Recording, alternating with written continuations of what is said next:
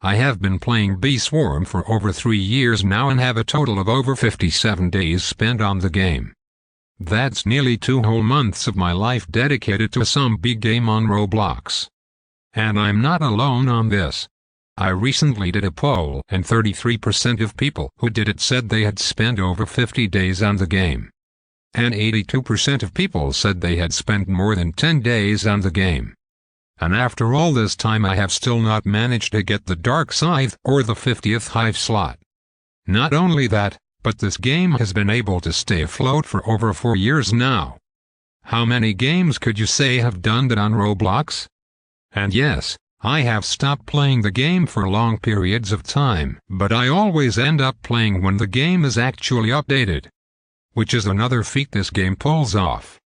Only updating once a year and still keeping its player base returning. Without this game I would have quit Roblox a long time ago. So how does this game manage to keep us coming back to it every year? How does this game succeed where so many others fail? How is it so addicting?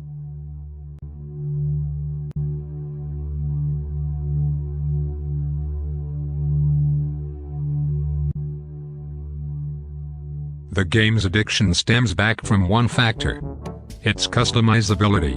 Not many, or really any games at all on Roblox have the amount of customizability that Bee Swarm has.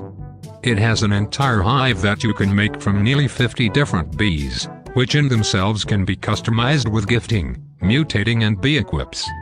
You can create any hive you want to try and maximize the amount of honey you make.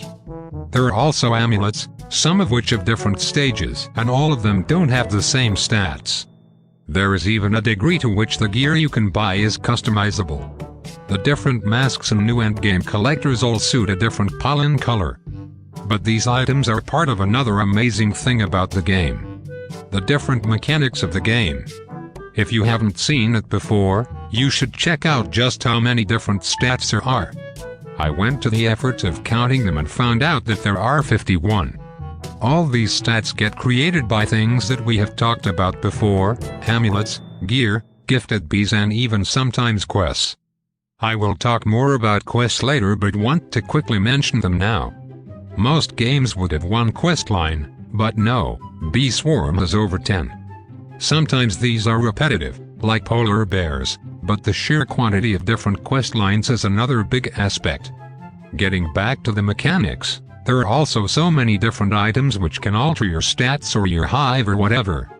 There are tickets, sprinklers, gumdrops and coconuts, micro-converters, as mentioned before, bee equips, boosts like purple potions, extracts, enzymes and so on, magic beans, treats, balloons which are the most irrelevant things ever, waxes, planters, eggs and royal jelly and really random items like whirligigs and night bells. Wow, that's a long list and there are so many things that I didn't even mention. But in most of all the things I have talked about comes another aspect of the game. An aspect that isn't the most well liked in the Bee Swarm community. I am talking about RNG. If you don't know what RNG is, it stands for Random Number Generator. RNG decides which bee you get when you use royal jelly and the stats you get when you buy an SSA. But people don't have a problem with RNG being in the game, it's how much RNG is in it. Out of all the items and things I have mentioned in this video, I would guess that over half of them have some sort of RNG involved in it. Compare that to most games on Roblox, it would be hard to find a game that has this much RNG. But, and there is a but, most games on Roblox have nowhere near the amount of mechanics and items than in Bee Swarm. Shouldn't it be expected that with the large amount of different features that there would also be a large amount of RNG involved with those features? Though I do understand that there may be just a bit too much RNG in this game.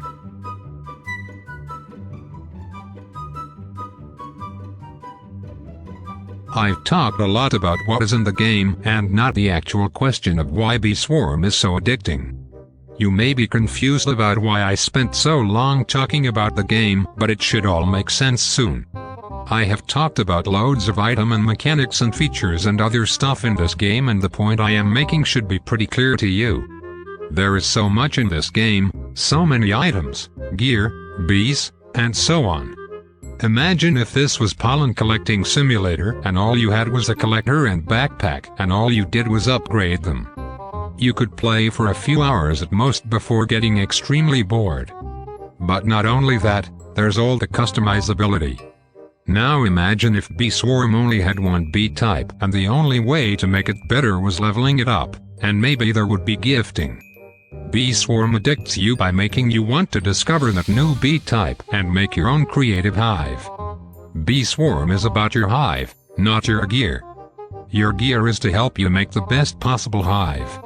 And it's fun. There are so many things to do, it's not another repetitive simulator that makes you grind to the next collector. There are also the quests. Remember when I said I was going to talk about them later? Well, the quests are one of the biggest parts of Bee Swarm. They are one of the main reasons people come back to the game in Beesmas. Quests are your main goals for basically the entire time you are playing Bee Swarm until you finish Spirit Bear's quests. Even now I spend a lot of my time on the game just doing Riley Bee's quest to unlock the Dark Scythe. Quests give you motivation to keep you playing, where at the end of them you get a big reward. They distract you from everything and make them your key goal, so you want to keep completing them and finish them. And most of the quests aren't boring and repetitive. Imagine if we were playing Pollen Collecting Simulator and all the quests were just to collect pollen. Another part of the game that makes it so addicting is the RNG. Although you may have bad luck sometimes, the RNG gives the game excitement. Like when you're about to use 100,000 royal jelly or spend 500 billion honey on a double passive SSA. Of course sometimes, and maybe a lot, you will end up with a brave bee and a guiding star and star shower double passive, but imagine it without the RNG. Where you spend 100 billion honey to buy a precise bee or 10 trillion to buy a scorching star double passive.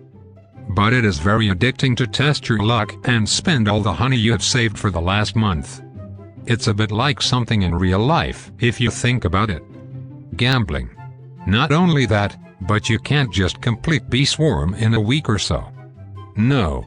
Like I said before, I have spent over 57 days on the game and I'm not even near finishing it. If this game didn't take so long to finish me, and you would probably never have been here. While some may quit halfway through completing Bee Swarm, they would have played more than most of all the other games on Roblox. So, that's how Bee Swarm Simulator is addicting. Please subscribe and thank you for 800 subs. The channel has been growing incredibly fast over this last month, and we are nearly at 1,000 subs. Thank you for watching. Goodbye.